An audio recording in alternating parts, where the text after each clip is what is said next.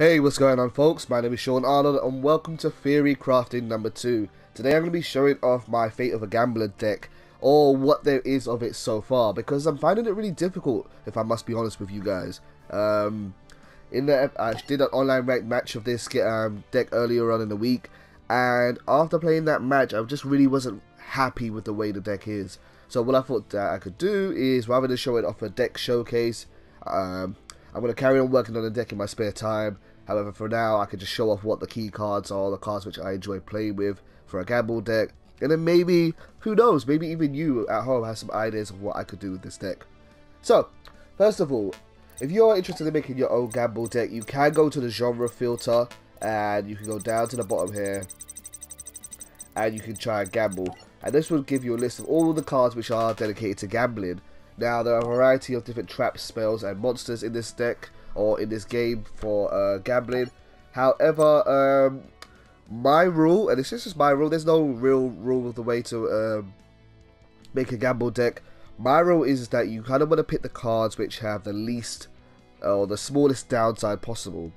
For example, one of the best gamble cards in my opinion is Fairy Box. Fairy Box is a continuous trap card, and that when your opponent attacks, you get to toss a coin.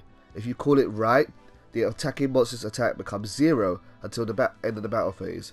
Now, in that situation, the gain is A, you either reduce your opponent's monster's attack to 0, which is a really great effect, or B, nothing happens. And that's fine, as long as you're not losing anything as a consequence. That's kind of the best way to go with a gamble deck, because gamble decks obviously don't create too much advantage, and it's really difficult to leave yourself at a downside. That's why I'm not using Cup of Ace. I'm not sure if I used Cup of Ace in that previous video, but Cup of Ace is too, it's not even 50-50 really. It's more, this is a card which is actually more in your opponent's favour, because one, when you play this card, you're going to lose the card at the end of it regardless of the effect. And then if you call it heads, then you get to draw 2 cards, which is great. But if you fail, your opponent gets 2 cards. And in that situation, you're losing 1 card, your opponent's gaining 2 cards. That's a +3 advantage to your opponent. That's huge, guys. And you kind of don't, a +3 advantage is enough to lose a game. So that's why I'm not using cards like Cup of Ace. Oh, sorry about that there. Okay, so what cards am I using? The monsters which I'm using are as follows. We've got Time Wizard. Time Wizard is adorable and fun. He's a level 2 light monster. Spellcaster, you put him on the field, you call heads or tails. If you call it right, you get to destroy all your opponent's monsters. He's basically a Rangeki, but if you call it wrong, he destroys all of your monsters. Plus, you lose life points equal to half the total attack of all the monsters that were destroyed if he destroys your monsters. Normally, I play Time Wizard when he's on the field by himself, so that if I lose, I only lose 250 life points, which is kind of negligible. But gotta be careful of that, although he's totally fun to use. What I love about all of these cards here is that your opponent will just never see them coming, you know, so they're really fun. Dice Jar is such a fun card to use as well.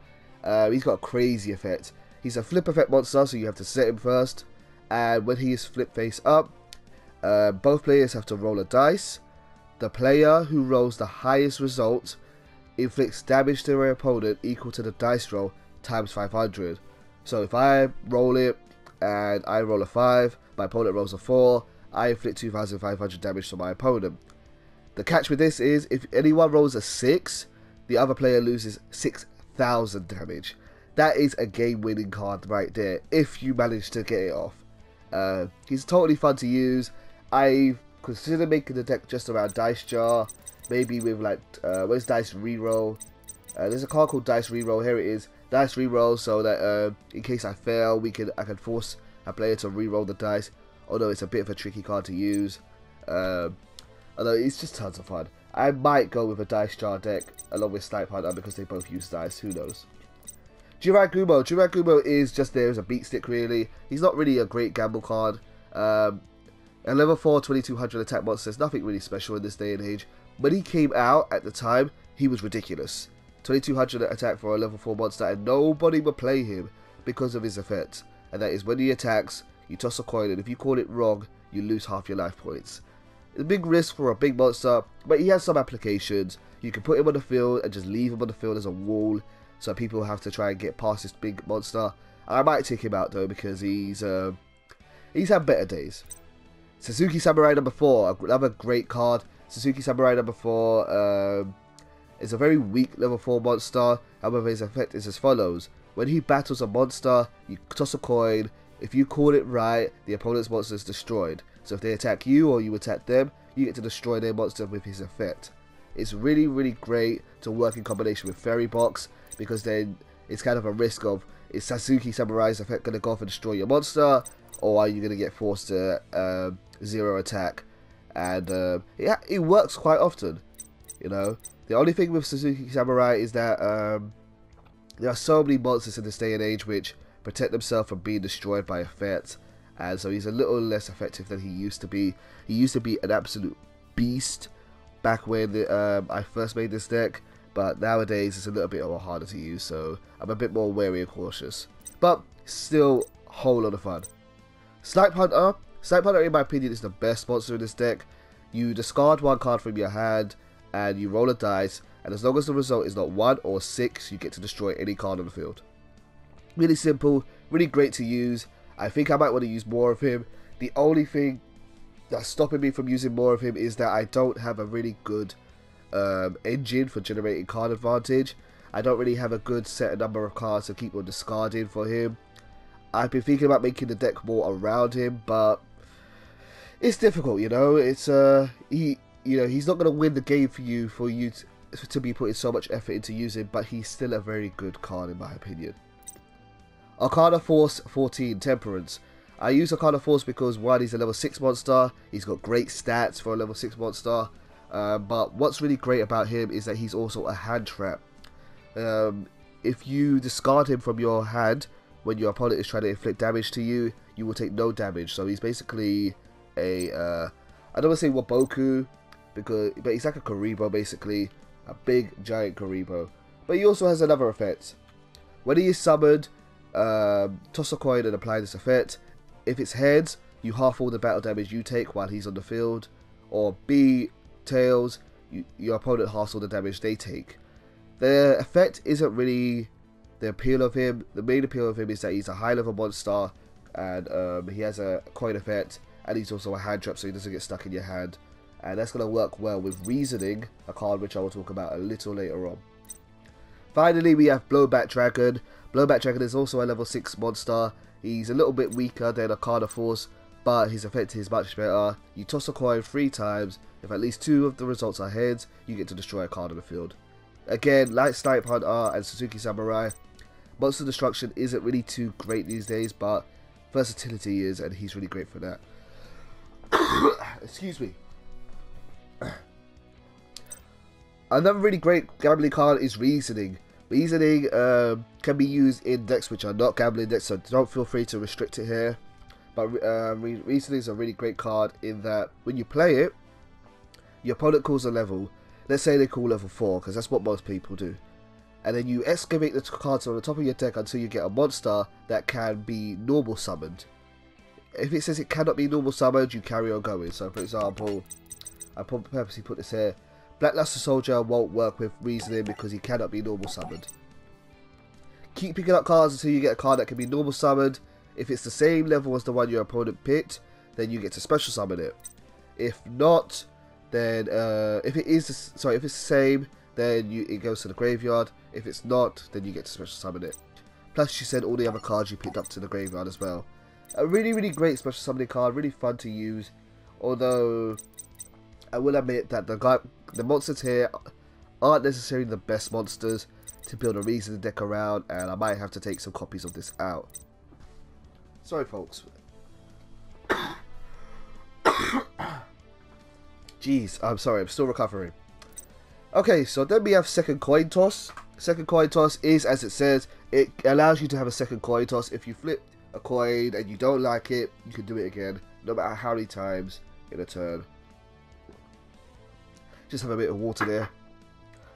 And that's really it. I already spoke about Fairy Box. So building a deck around these cards is difficult in this day and age, because at least it's difficult for me. You could just build this deck and say, I just want to build it for fun. I just want to put some gamble cards together. There are cards like Arcana Force 21, the World, that you could put in there. That should be fun. However, when I made this back many years ago, I was able to make it at least a little bit competitive with what was going on in the meta. Back in the time when Chaos decks and Monarch decks were the most popular decks. And I kind of want to do the same, but it's really hard to make this deck keep up because it doesn't special summon very often, and the monsters aren't the greatest of monsters. They don't have really great synergy. This is what I'm trying to do right now. I'm currently trying to focus around reasoning, and I've added 3 copies of Cyber Dragon because they're level 5 and they special summon themselves, and 2 copies of Beast King Barbaros. That gives me some diversity in my levels for reasoning. And got some level 8 monsters, some level 5 monsters, some level 6 monsters, very few level 4 monsters, and so hopefully reasoning should always go off successfully unless my opponent gets really lucky. To complement this, I've also got instant fusion with some level 5 and level 4 fusion monsters, so I can easily make some rank 5 and rank 4 plays. Haven't tested it out too much, but I will let you guys know if it works. And then you've got your generics. Oh, sorry, let me take out MST for a second. And then I've got Call of the Haunted. I've put in 3 copies of the Call of the Haunted right now, just so that I have that recycling effect, just to keep on special summoning, because there are some really strong monsters at the lower end of the spectrum here. However, they can just be difficult to get out. And then you've got your generic stuff. You've got MSTs. You've got your Pot of Duality. So I don't really have a solid deck build to show off for this one yet. I'm still testing it. I'm still trying to find a way to make it work. I'm not 100% currently happy with the way the deck is right now. I want to just find maybe a better engine to work with it, but I don't know yet. I'm still working on it. I'm still trying to figure it out. So if I do update it, maybe I will let you know. I've considered doing a Chaos build of the deck, which involves having light and dark monsters in your graveyard. A lot of these work for that. Blowback Dragons, dark monster. That's a light. That's a dark. These 2 are not applicable. That's a light. That's a light. But I just feel like it could be kind of slow, and I might be able to find a way to work with that, but we'll see. So this is my theory at the moment for my Fate of the Gambler deck. This is kind of what I'm working towards. If you guys have any ideas of how to make it better, do let me know. But hopefully this has been entertaining for you to watch nonetheless. So, thank you for watching as always. Much love, take care, and goodbye.